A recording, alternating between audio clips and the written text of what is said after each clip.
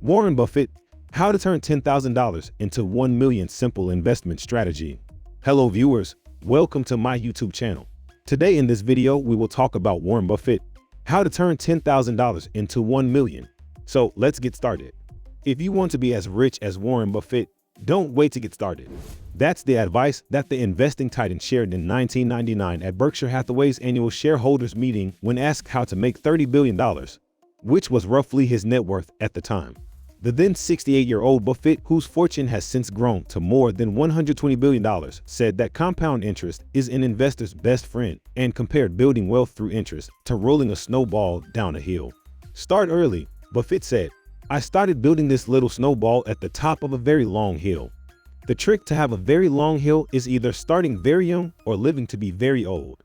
Investors, Buffett explained, need to fend for themselves and rely on their own knowledge and intuition when searching for promising businesses to invest in. He added that savvy investors would do best to learn what you know and what you don't and act very vigorously when they see something they consider to be a good opportunity. You can't look around for people to agree with you, Buffett said of putting money into an investment. You can't look around for people to even know what you're talking about. That said, Buffett is also a staunch supporter of index funds, which hold every stock in an index, making them automatically diversified. To build wealth, investors should consistently buy an S&P 500 low-cost index fund, Buffett said in 2017. Keep buying it through thick and thin, and especially through thin. Still, Buffett said that aspiring to make $30 billion is unnecessary, and recently said that the size of his fortune is incomprehensible. The money makes very little difference after a moderate level, he said. He continued, if you ask me to trade away a very significant percentage of my net worth either for some extra years on my life or being able to do during those years what I want to do, I do it in a second. Warren Buffett and Charlie Munger kicked off Berkshire Hathaway's annual shareholder meeting on Saturday with 2 episodes. First, there was a video of Munger furiously struggling to open a box of See's Candies peanut brittle. When the video ended and both took the stage to a capacity crowd nearing 20,000 at the CenturyLink Center in Omaha, Nebraska, there was a box of brittle waiting for the 94-year-old Munger. As Munger munched away and cracked open can after can of Coca-Cola, Buffett launched into a time-tested investing story. He held up an edition of the New York Times from 1942, when the outcome of World War II was still unclear. It was then that the legendary investor made his first ever stock acquisition, buying a few shares of a company called City Service. After, the stock fell by about a third before rebounding. Buffett, now wide-eyed about the stock market's inherent volatility, sold his shares for a small profit. The story, of course, was a setup for Buffett's main principle in investing, the power of compounding. Had he invested the $114 he spent on City Service shares in the S&P 500 in 1942 and then done nothing, his holding would now be worth $400,000. If one were to have invested $10,000 in the S&P, Buffett told his audience, it would be worth $51 million.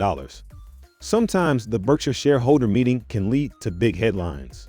A few years ago, Buffett explained why he'd reversed course and become a big holder of airlines like United, Delta, American, and Southwest. His comments still are the bull case for the now consolidated industry. People always expect Buffett to tip his hand on how Berkshire would deploy its $100 billion plus in cash, but the Oracle has yet to announce an acquisition at his meeting. This year, newsworthy items included Buffett's full-throated support of scandal-plagued Wells Fargo and its turnaround CEO, Tim Sloan. I like it as an investment, said Buffett of Wells. Berkshire is the bank's largest holder. I like Tim Sloan as a manager. He is correcting mistakes made by other people. The takeaway? Don't expect Berkshire-led selling pressure in Wells. Other revealing items? Duracell, a business Berkshire picked up in a swap with Procter & Gamble, hasn't performed great. Heavy investment is underway, aimed at improving earnings.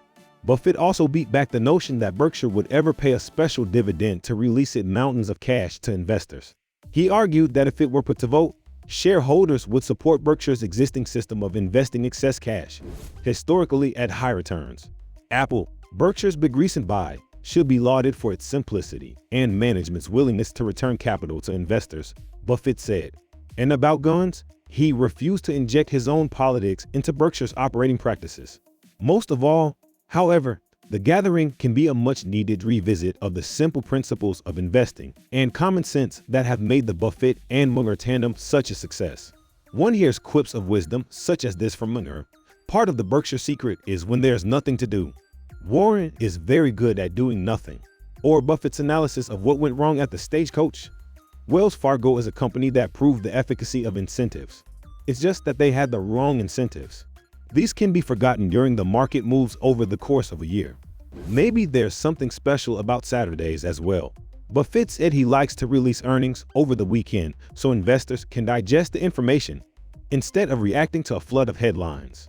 Berkshire's operating earnings rose 49% in the first quarter to $5.3 billion, fueled by better insurance numbers and the benefit of recent tax cuts. However, the conglomerate reported a net loss as it was forced to account for the declining market value of its stock holdings. But it was Buffett's story on compounding that took center stage. About putting that $114 or $10,000 in the stock market in 1942, Buffett said, "You basically just had to make one investment decision in your life. The most obvious and well-trod path to prosperity is patiently hitching one's savings to the growing productivity of American business. We has operated in this country with the greatest tailwind," Buffett said. About investing: "You can't really fail at it unless you buy the wrong stock, try to time the market, or get seduced by some hyphy product sold on Wall Street." Buffett and Munger considered themselves to be teachers. Year after year, they dish out the same basic advice.